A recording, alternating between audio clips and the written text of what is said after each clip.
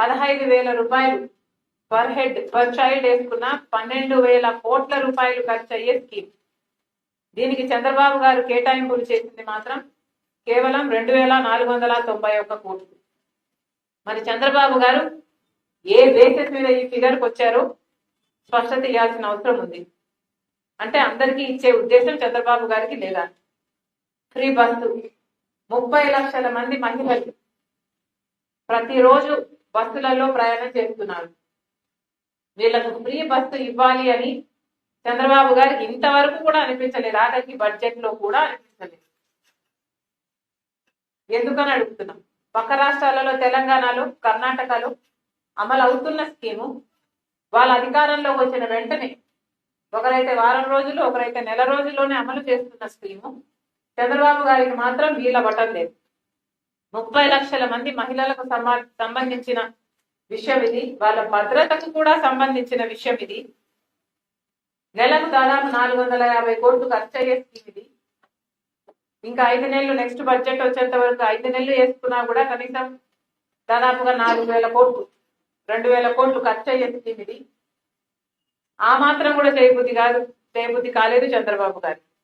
అన్నదాత సుఖీభవ 52 లక్షల మంది రైతులకి సంవత్సరానికి 20,000 రూపాయలు ఇస్తానన్నాడు చంద్రబాబు గారు. కేంద్రం ఇచ్చేది పోగా చంద్రబాబు గారి రాష్ట్ర బడ్జెట్ మీద కనీసం 7,800 కోట్ల రూపాయలు చూపించాల్సి ఉంది. దీనికి 4,500 కోట్లు మాత్రమే చూపించారు చంద్రబాబు గారు. మరి ఇది ఏ బేసిస్ మీద ఇచ్చారో చంద్రబాబు గారే సమాధానం చెప్పాలి.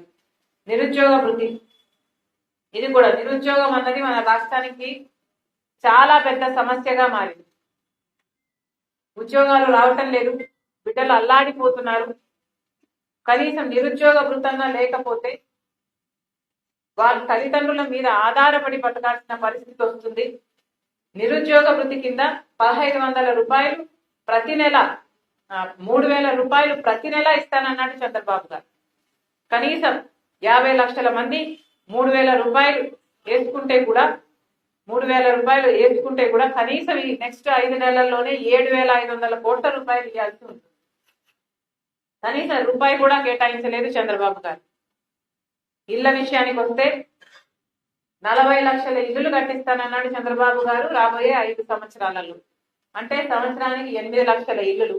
8 లక్షల ఇల్లులు 2 సెంట్లలో 4 లక్షల రూపాయలు పెట్టి కట్టిస్తానన్నాడు చంద్రబాబు గారు. దీనికి కావాల్సిన డబ్బు 32,000 కోట్ల రూపాయలు. కేటాయించింది మాత్రం కేవలం 4,000 కోట్ల రూపాయలు మాత్రమే. మరి చంద్రబాబు గారు ఎక్స్ప్లెయిన్ చేయాలి. ఇల్లులు అవంతకవే ఏమైనా పుట్టుకొస్తాయా భూమిలో నుంచి? మాకైతే అర్థం కావటం లేదు. 3 సిలిండర్లు ఇస్తానన్నాడు చంద్రబాబు గారు ప్రతి కుటుంబానికి ఉచితంగా. 1,54,00,000 కుటుంబాలు ఉంటే 3 సిలిండర్లు పర్ ఫ్యామిలీ వేసుకున్న 4,000 కోట్ల రూపాయలు అవుతుంది సంవత్సరానికి. చంద్రబాబు గారు కేటాయించింది మాత్రం 900 కోట్లు మాత్రమే. ఇలా చెప్పుకుంటూ పోతే ఇక డ్రైవర్స్ వెల్ఫేర్ స్కీమ్ అట చంద్రబాబు గారు 3 లక్షల మందికి గాను 15,000 రూపాయలు ఇస్తారన్నాడు. దీనికి ఖర్చు అయ్యేది 4,500 కోట్ల రూపాయలు. కానీ 1 రూపాయి కూడా కేటాయింపు చేయలేదు చంద్రబాబు గారి ప్రభుత్వం. గవర్నమెంట్ ఎంప్లాయీస్ ఐఆర్ కింద 10 లక్షల మందికి 10% పర్ ఎంప్లాయీ వేసుకున్న 2,500 కోట్ల రూపాయలు. రూపాయి కూడా కేటాయింపు చేయలేదు చంద్రబాబు గారు. 0 వడ్డీకే రుణాలు 83 లక్షల మందికి వేసుకున్నా కూడా కనీసం 5,000 కోట్ల రూపాయలు కావాలి. చంద్రబాబు గారు కేటాయింపులు చేసింది మాత్రం 2,050 కోట్లు. ఇలా చెప్పుకుంటూ పోతే లిస్టు చాలా ఉంది. చంద్రబాబు గారిని సూటిగా ప్రశ్నిస్తుంది కాంగ్రెస్ పార్టీ. ఎన్నికలు గెలవడానికి మాత్రమే మీరు వాగ్దానాలు ఇచ్చారా? అవి నిలబెట్టుకునే ఉద్దేశం మీకు లేదా? ఇప్పటికే చంద్రబాబు గారు 17,000 కోట్ల రూపాయలు విద్యుత్ బకాయిల కింద జనాల నెత్తిన మోపారు. మీకు వైసీపీకి ఏమిటి తేడా?